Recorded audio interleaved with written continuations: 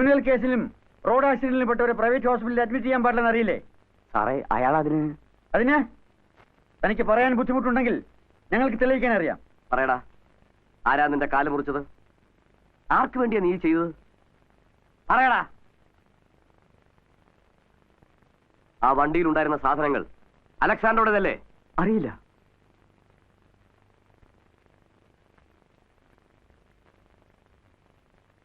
പറയുന്നതാണ് നിനക്ക് നല്ലത്. ആ സാധനങ്ങൾ അലക്സാണ്ടറുടേതല്ലേ? എനിക്കറിയില്ല.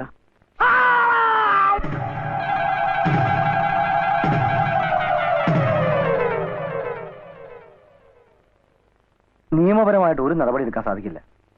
ജെയിംസ് എയർപോർട്ട് സംഭവവുമായി ബന്ധപ്പെട്ട ആളാണെന്ന് അറിഞ്ഞാൽ ആദ്യം കേസ് വരുന്ന ഹോസ്പിറ്റൽ നേരെയായിരിക്കും. ക്രിമിനൽ കേസിൽ പെട്ട ആളെ അഡ്മിറ്റ് ചെയ്തതിന് ഹോസ്പിറ്റൽ നമ്മുടേതാണെന്ന് കൂടി കഴിഞ്ഞാൽ ജെയിംസിന്റെ മരണം ഉൾപ്പെടെ എല്ലാ സംഭവത്തിന്റെയും ഉത്തരവാദിത്തങ്ങൾ നമ്മൾ ഏറ്റെടുക്കേണ്ടി വരും. ഇപ്പോ എങ്ങനെ റിയാക്ട് ചെയ്താലും അതെല്ലാം നമുക്കെതിരായിട്ടുള്ള തെളിവുകളായിട്ട് മാറും. I think it is better we forget that. No, പണം നഷ്ടപ്പെട്ടോട്ടെ, ഈ കാണുന്നതെല്ലാം പോയിക്കോട്ടെ, സാരമില്ല.